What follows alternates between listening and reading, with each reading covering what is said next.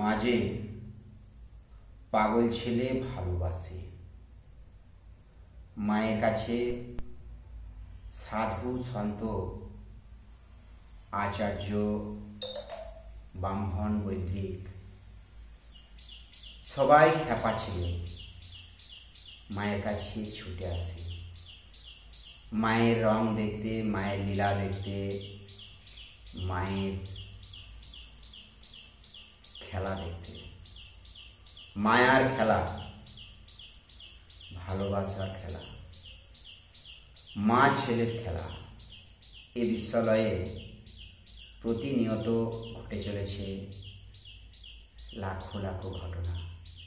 এই মুহূর্তে পেয়েছি বরুল মা তারা মাতৃআশ্রমের আমার প্রিয় অতিথি। এই প্রথমবার বরুল মা তারা মাতৃআশ্রমে পা রাখলেন এবং মায়ের দর্শন পেয়ে। আপনার নাম বলুন। বিশ্বকর্মা মহারাজ, আমাকে ডাকে সবাই সুবল খ্যাপা বলে। যার ডাক নাম সুবল খ্যাপা এবং বিশ্বকর্মা মহারাজ শুনলেন আপনারা। এনাকে আপনারা অনেকেই দেখেছেন আরামবাগ, পাড়ের ঘাট, মহাশ্মশান, কালী মন্দিরে, তারাপীঠ, কামাখ্যা, দক্ষিণেশ্বর, কালীঘাট সর্বত্রই আছেন।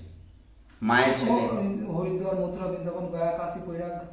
মায়ের ছেলে যখন যেখানে মা টানায় আমার মতো সেখানেই চলে যায়, সাইকেল করে যাতায়াত করি। এবং সব থেকে বড় কথা, আজ বরুল মা তারা মাতৃআশ্রমে এসেছে সাইকেলে চড়ে। অতিথি নারায়ণ, অতিথি ভগবান, অতিথি মোর জীবন। ওনার কাছ থেকে আজকে শুনব ওনার সৎ উপদেশ, একটু সৎ উপদেশ। আপনি শুরু করুন ভক্তদের জন্য। শ্রুতি ভক্তমণ্ডলী, একটু জোরে বলবেন। হ্যাঁ, শ্রুতি ভক্তমণ্ডলী, দ্রৌপদী বিশ্বকে জিজ্ঞাসা করছেন যে আপনি তো আমার বাপের বয়সী। বলছেন হ্যাঁ। বলছে ভীষ্মদেব তখন সরসজ্জায় মানে তীরগাতা অবস্থায় পড়ে আছে। এমন সময় দ্রৌপদী যে তাকে জিজ্ঞাসা করছে আপনি তো আমার বাপের বয়সী। বলছে হ্যাঁ।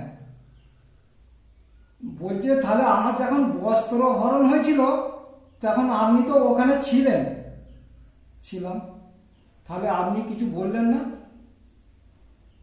এবার ভীষ্মদেব বলছেন আমি ওদেরই যুদ্ধধনেদেরই খাবার খায় আর ওদের এতেই আমাকে ওদের মধ্যেই চলতে হয়। তা থেকেই বোঝা যাচ্ছে যিনি সৎ লোকের খাবার খেয়ে সৎ উপদেশ মানুষ হবেন তিনি সৎ পথেই চলবেন, আর যিনি চোরের খাবার খেয়ে মানুষ হবে তার মনটা চোরের মতনই থাকবে। এই কথা শুনেই বোঝা যাচ্ছে। খুব ভালো লাগছে। আর একটা বলুন ছোট্ট করে। এমন সমুদ্র কোন কোন ব্যক্তি পার হয়েছিল? রাবণ, হনুমান, রামচন্দ্র, এই তিনজনের কথাই আমার মনে পড়ছে। রাবণ সীতামাকে চুরি করে গিয়েছিল, আর হনুমান পার হয়েছিল, রামচন্দ্র পার হয়েছিল, তবে তিনি সেতু বেঁধে পার হয়েছিল। তার পার তো হয়েছিল। যখন সেতু বাঁধা হচ্ছে, সব নর বানর এরা সব সেতুগুলো বাঁধছে, এবারে সেই অবস্থায় রামচন্দ্র ভাবছে তো আমার জন্য এরা যদি এত পরিশ্রম করে কাঠ বেড়ালি কোথা জলেতে গা ভিজিয়েছে, সব যার যেমন সব লোক এসে হনুমান থেকে হাত থেকে পাথর নিয়ে এসে সেই সমুদ্রটা বাঁধছে, মানে সীতামাকে আনতে যাওয়ার জন্য।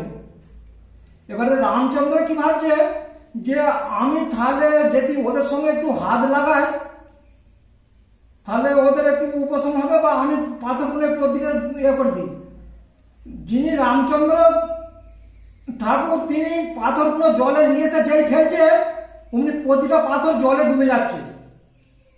সেখানে নর ওরা যারা সমুদ্র বাঁধছিল তারা বলে প্রভু আপনি দাঁড়ান, বলছে যে এই পাথরটাতে আপনার নাম লিখে দাও।